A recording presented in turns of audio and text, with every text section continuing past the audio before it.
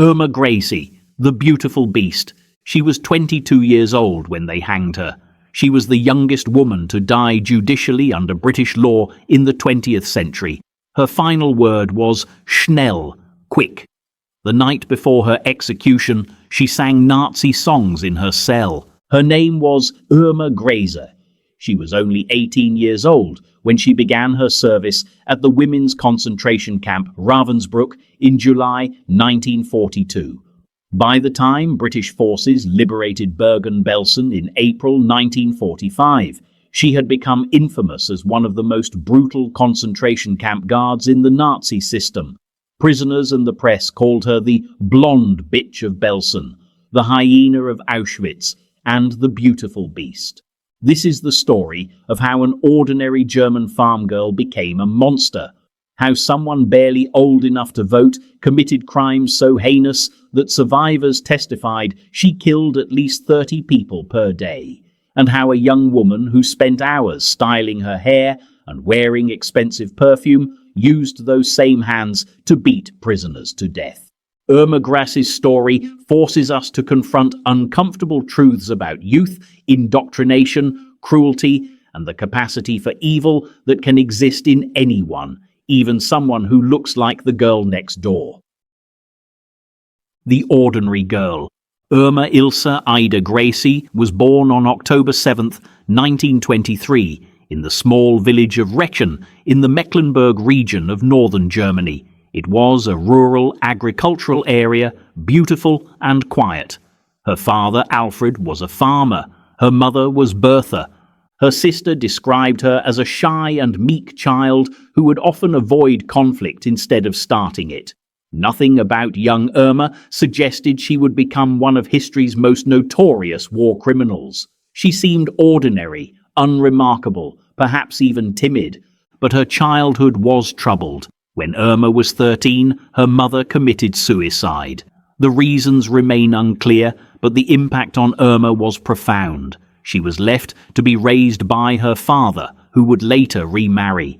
The loss of her mother at such a formative age left emotional scars. Irma was bored in school and dropped out when she was 14. She worked several odd jobs until she eventually began working at a local hospital, where she received training to be a nurse. For a brief moment, it seemed she might pursue a career in healing, but this was Nazi Germany, and the Nazis had plans for young people like Irma. The indoctrination. The Nazis tried to mobilize all members of society to form a mass movement of the entire nation. They established the Hitler Youth and League of German Girls and banned all other youth organizations. Their purpose was to indoctrinate young people to radical Nazi ideology.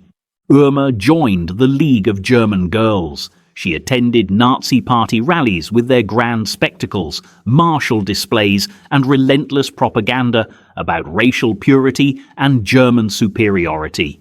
For a girl from a small village who'd lost her mother and dropped out of school, the Nazi movement offered something powerful: belonging, purpose, identity. Greece became a fervent believer in Nazi racial ideology. She wasn't forced into this belief system. She embraced it enthusiastically. The Nazis told her that Germans were superior, that Jews and other groups were subhuman, that cruelty in service of the Reich was virtue, and Irma believed them. In 1936, she saw her father beat her stepmother when she discovered he was a member of the Nazi Party. But rather than being repulsed by Nazism, Irma was drawn to it. She was dedicated enough to be assigned to the Schutzstaffel, SS, the paramilitary organization that brutally carried out the Führer's will. In 1942, Grace joined the SS auxiliaries and volunteered to serve as a prison guard. Read that again. She volunteered. No one forced 18-year-old Irma Grese to become a concentration camp guard. She chose it. Ravensbrück, the training ground.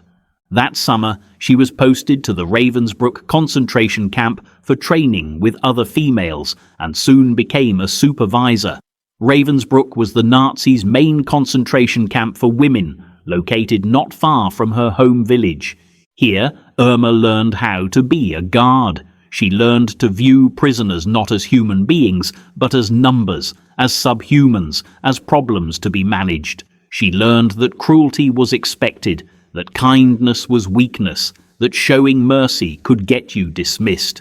Grese's sister said she shared little about her role in the camps. As Helene put it during her sister's trial, Irma told us she was supervising the prisoners working inside the compound, and she had to see that they were doing their work well and that they did not escape. That was the sanitized version Irma told her family. The reality was very different. Grese went to see her father Alfred in 1943 while wearing her SS uniform. Alfred was initially impressed. His opinion changed when his stepdaughter came to him in tears because Grese had torn the head and limbs off her doll, and his young son playfully aimed Grese's revolver at him. Alfred reacted by taking the revolver from his son and striking Grese with it. Even to her own father, Irma's cruelty was becoming apparent. She tore apart a child's doll. She brought a loaded weapon into a home with children and left it lying around carelessly. Something dark was growing inside her. Auschwitz. The monster emerges. In March 1943, Grese was transferred to Auschwitz-Birkenau. Here she became second in command among the female camp staff. She worked in Camp Section C, where she oversaw 20,000 to 30,000 female prisoners. She was quickly promoted to the rank of senior SS supervisor and was the second highest-ranking female guard there. She was 19 years old and had control over tens of thousands of lives. At Auschwitz, Irma Grese became the person survivors would remember with horror for the rest of their lives. She carried a whip, which she used to inflict savage beatings that killed weakened prisoners. She had a pistol and would arbitrarily murder prisoners. She set attack dogs upon helpless victims that tore them apart. While at the camp, she also took part in the selection process. This meant that when new prisoners arrived to the camp, Grese would decide who was considered fit to work and who was to be sent directly to the gas chambers. Think about that. A 19-year-old woman pointing left or right, deciding who lived and who died immediately. And according to survivors, she did this with enthusiasm. Daniel Shafran testified, "I have seen Grese beat prisoners in Auschwitz, and about a fortnight before the British troops liberated Belsen, I saw her beat a girl in the camp. She had a pistol, but she was using a riding crop. The beatings were very severe." Safran also claimed to have seen Irma Grese shoot two girls who attempted to run away during a selection for the gas chamber. Two selected girls jumped out of the window, and Grese approached them as they were lying on the ground and shot them twice. Ilona Stein, a Hungarian concentration camp survivor, testified, "I was working in the kitchen at Birkenau when I saw a woman whose daughter was in an adjoining camp go to the dividing wire in order to speak to her daughter." Grese's response was brutal punishment. Among Irma's other notorious exploits at Auschwitz-Birkenau was tying the legs together of a woman about to give birth and watching her agony.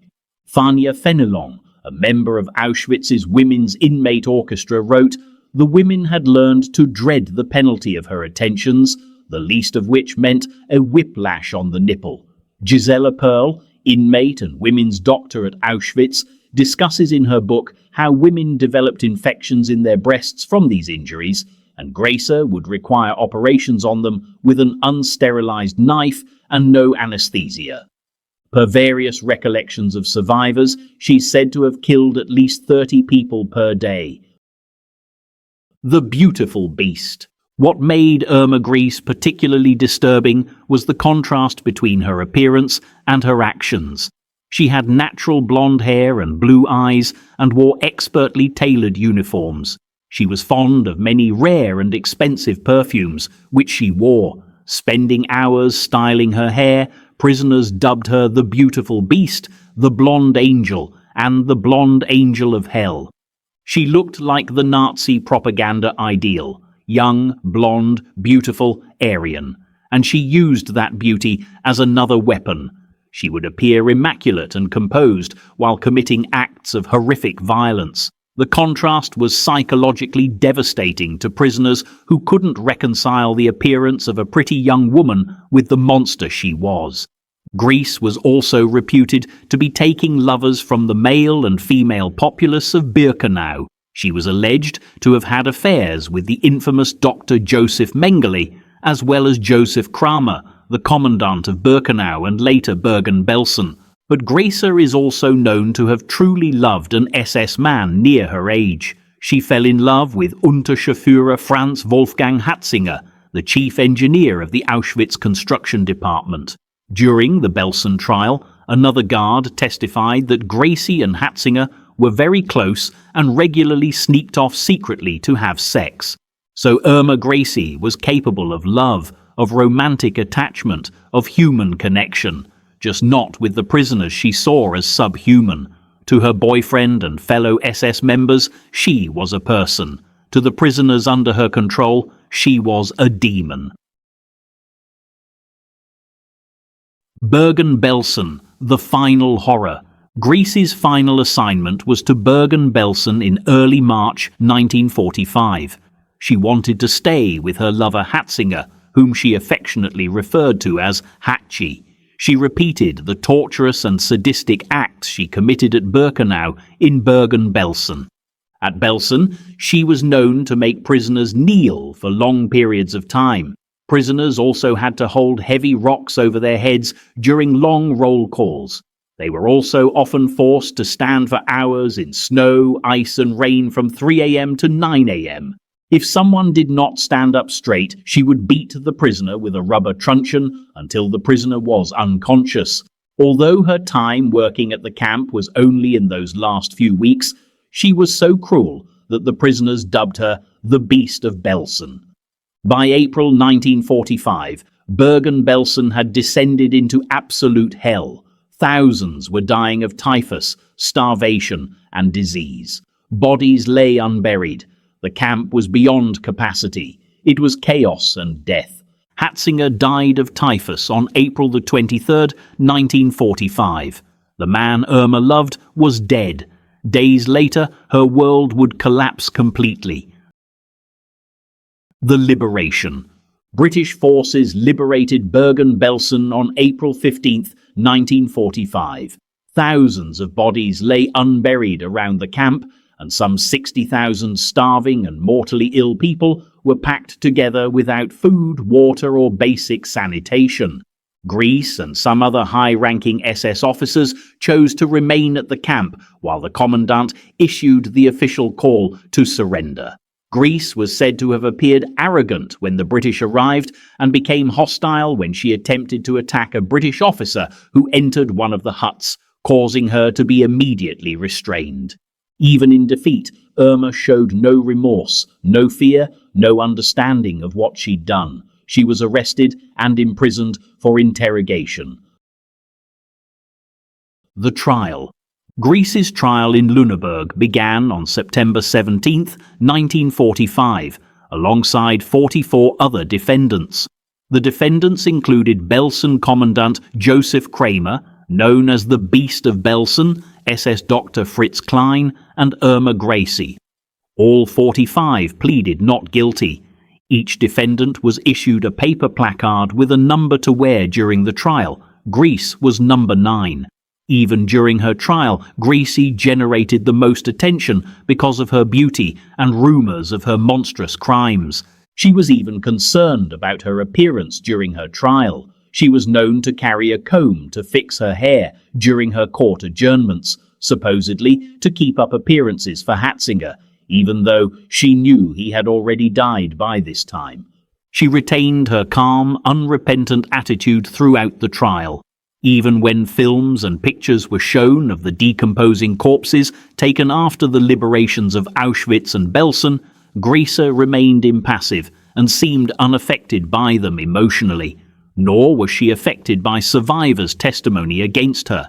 Grese pleaded not guilty at her trial. She used the typical Nazi defense that she had only been following orders and that she regarded the inmates of the concentration camps as subhuman rubbish and saw nothing wrong in her wartime actions. Survivor after survivor took the stand and testified to her cruelty. They described beatings, shootings, torture, sadism. The evidence was overwhelming. One survivor, Anita Lasker, who testified as a witness, later wrote, "The trial struck me as a huge farce. This was the first time that I came face to face with British justice, where you are innocent unless proven guilty. This is no doubt a very commendable concept, but hardly applicable or even adaptable to the sort of crimes that were being dealt with in Lüneburg."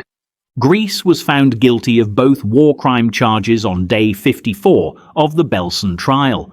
The court deliberated for 6 hours before returning a verdict. 11 death sentences were handed down. When it was declared that she would be hanged, she initially showed total indifference before she broke into sobs and later was found crying in fear in her cell. The young woman, who'd shown no mercy to her victims, was terrified of her own death. Her clemency appeal was denied because all anticipated pleas from the accused were rejected in advance. The execution. On the morning of December 13th, 1945, she was the second woman to be hanged by British executioner Albert Pierrepoint. Grese was purportedly heard singing Nazi songs shortly before her execution.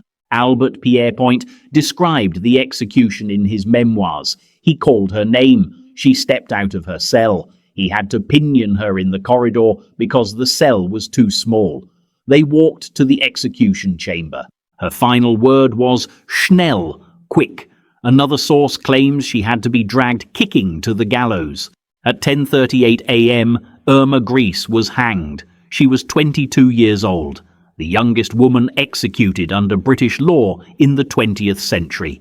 A farm girl from a small German village who became one of the most brutal concentration camp guards in the Nazi system. The uncomfortable questions. Irma Grese's story raises questions that have no easy answers. How does an ordinary girl become a monster? Was it the loss of her mother, the indoctrination of Nazi ideology, the power given to a teenager over thousands of lives, a latent sadism that the camp system allowed her to express? All of these factors? None of them? One historian wrote, "The precise extent of her crimes is not easy to be certain of. It is impossible to know exactly how many prisoners Irma Grese killed, tortured, whipped, or in other ways assaulted, although all the witnesses claim it was a very large number. But what drives a teenage girl to behave in this awful fashion? She was deluded by an extreme racial ideology of hatred. The Nazis taught her that Jews and others were subhuman. She believed them so completely that she could torture and kill without feeling guilt. But millions of Germans were exposed to Nazi propaganda. Most didn't become concentration camp guards. Most didn't volunteer for that duty. Most didn't kill 30 people a day. Irma made choices. She chose to volunteer. She chose cruelty over mercy, again and again and again. She died crying, begging for it to be quick. Her victims got no such mercy from her. That's justice, cold, final, and utterly deserved.